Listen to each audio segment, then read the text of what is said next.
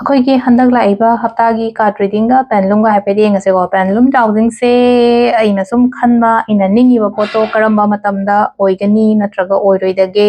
हाइबन चिंगबा अदुमाइ तौरगा दुगी मतंगदनिको हाइदि yes और no answer से को ngसाई क्रिस्टल सिना लास्ट केनो तौगदबा से को हाइदि क्रिस्टल आइसे ने क्रिस्टल सम लौजरे को एमेथिस ने क्लियर क्वार्ट्ज ने अदुगा मूनस्टोन गा मिक्स तौबा क्रिस्टल सम सिगी क्रिस्टल सिना हाइदि एनर्जी से कदोम दा पोरके हाइबदो हाइफेट येंगसेबा येस दा पोरकपरा नो दा पोरकपरा नत्रगा कमाइ तौगदगे हाइबदो को अदो केनो मा सुम खल्लसे को माइंड दा हाइदि केनो मा खनबिरसे खल्ला मतुंग दा को हाइदि अखोइगी सिगी केनो सिना को हाइफेट चेक तौसे को हाइदि कमाइ तौरगा करिदा लोइसनगे हाइबदो possibly chances leibra leitabra aina khalliba thabak ingkhang sigi keigi matang da ko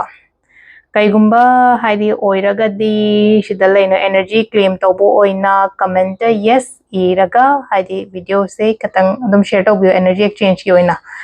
yes haina like os da yes aduga February and September haina like os da haidi thing abada Feb natraga haidi September gumba kaigumba da aina khalliba pot se ko ado se lere ko haidi handaki haptagi fanlum dowsing se aduga haptagi ona tarot card reading se minutes ko ma'am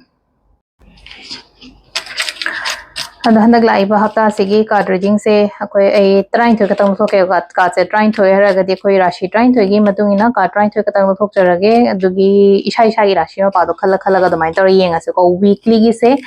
rashi gi matung ina domai tor yenga se ko 12 cards katang thok chage ko 12 se dagi ai gi rashi ma pado khala khala domai yenga se ko 3 ko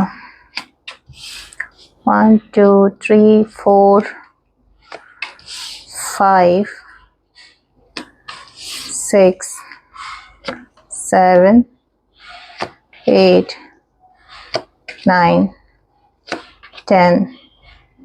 11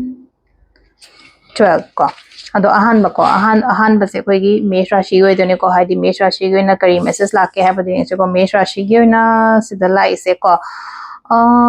kainoma hai tare ko sida haidi wakhan se katang nungai bo oina oire ko achievement gumba kai gumba khara phangbagi type ta tore ko sida aina khanba aina ningi ba kholiba adumba mayam to ko mai tor achievement dai la ko oina oire ko mathangi brishara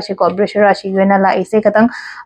delay oiba stuck toroga laigani ko handaki hapta se aina khaliba pot se handaki hapta gi mota katang tapthana lak ko khotpa adumai toroga handaki week ta dina taba aduga mithun rashi ge na se ko nena ta na to ki ganu ko pakhat pa thakat pa khotpa kem to gono khitang nungai taba khotaba khra dum thokpa yai ko aduduna isa se leina ko thajaba thamo nungai taba thoi si ju negative lai si ju aphaba ma lakna bani ko haina khalaga mai taro ko karkar rashi ge na sida lai se daw nung ya gani ko daw nung ya gani thaba ingkhang to matam da aina khaliba aina ningi bado phangani ko singa rashi de khallaga dang lai gano pangtho o thabak हाइदि केनो तौरगा लेगनो बो थोलो ओ तवो न हाय खल्लगा लेरिबिस दैना को निंजिंग मांजिंग तौरगा लेबिदो थबा अमा तव मतमदा आइसे तौसिरा और नत्रगा तौरसिरा कोलोसिरा हाबगी दुमाइ तौरा को अदुने को अदुना थोलो तव मतमदा ए ngमगनी को अदुगा सिदा लेना को कैना को मीना ngमहंदबा मीना नमदा हंदबा मकोक चिंगागा तवो थबक तव खुदिंग मक्ता को सिसिना तुला को तुलागे से हाइदि वखन नुवाइना लयो केना मोंगना लयो अमुके हेना फबला कनी को एंगोंदा वृश्चिक राशि बिना हाइदि सिदासु लेना को रेडी ओइरगा लयो न हाइ को रेडी ओइरगा लैसु लयो अदुगा रेडी ओइरगा लैरिबा लैरि से हाइदि अइना चटके अइना पांथोके हाइना खलिबा पोतो चंगजलो न हाइ को सिदा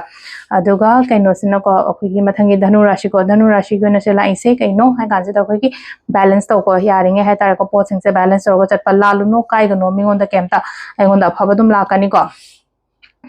मकर गिसना हाइदि खुदोंग चाबा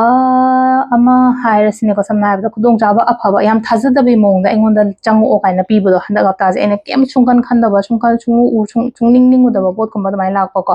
कुंभ राशि गोइना हाइदि मी पुनबा इमानबी करी करा पुनबा खोटबा दमाइना खरा तौगनी को इमानबी पुनबा नत्रगा अखोइगी कै हाइनी युम द फैमिली गैदरिंग गुंबा कै गुंबा दमाइ तरो को लास्ट की मीन राशि गिना सेला इसे कैनो हाइ कांसे त अखोइगी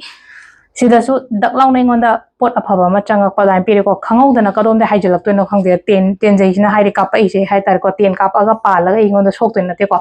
लाइबा तेन जैसे एंगोंदा अफबा मा हाइदि को करोम मागे देनो एंगोंदा याम थाजदबिदा सलाउना चंगक पोट अमा चंगक पद माइ तरो लाइ को अलसिले को राशि मतुंग एनो को हफ्ता गयोना चारो का रीडिंग मैम थैंक यू